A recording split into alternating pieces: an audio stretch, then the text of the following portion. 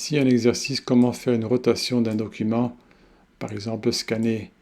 Et donc, on voit que le document est incliné. On voit ici la cartouche par rapport au document à droite, qui est finalement le résultat. Donc, le but, c'est que le document devienne droit. Bon, le bâtiment sera éventuellement incliné. Comment procéder? D'abord, on voit que ce document a des marquages.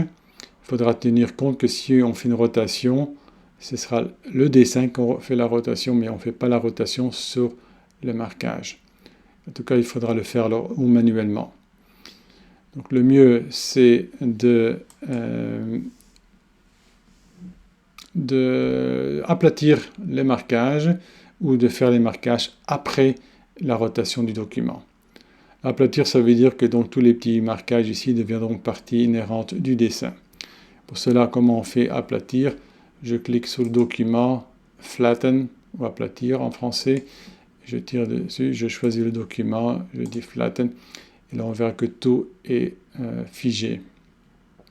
Ensuite, je peux faire la rotation de mon document. Donc, comment on fait une rotation de document? On clique sur document, page setup, ou mise en page. Je choisis la page ou le document que je veux faire la rotation. Je prends le document uniquement.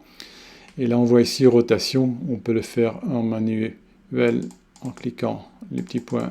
Voilà. Ou alors, on peut prendre une ligne de référence à même le dessin. Et là-dessus, le GSF va se baser. Donc, je vais cliquer cette ligne ici comme référence. Je clique ici. Je dis OK, je valide. OK. Et la rotation est faite. Ce qu'il nous reste, c'est de voir si on veut récupérer ces marquages. Et on verra aussi le petit souci de dire que quand on récupère son marquage, ben, il va retomber à l'endroit qui ont été créés. Donc le mieux, c'est bien sûr de faire ces marquages après la rotation. Mais bon, voyons comment on peut récupérer ces marquages. Je clique sur document, je fais unflatten, et alors je confirme tout.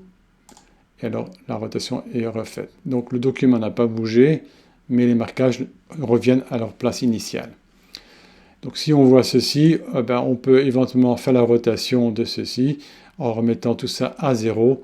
Et le plus facile, c'est à droite, on voit ici rotation 0. Bien sûr, ce n'est pas l'idéal puisqu'il faut quand même repositionner manuellement l'élément. Donc chaque élément, il faudra faire une rotation afin de les remettre au bon endroit. Donc idéalement, je dirais, faites d'abord la rotation et ensuite le marquage. Donc ici, on voit bien qu'il y a un décalement, donc je dois aussi rectifier le tout. Et etc. Voilà. Ceci était un exemple rapide comment faire une rotation d'un document.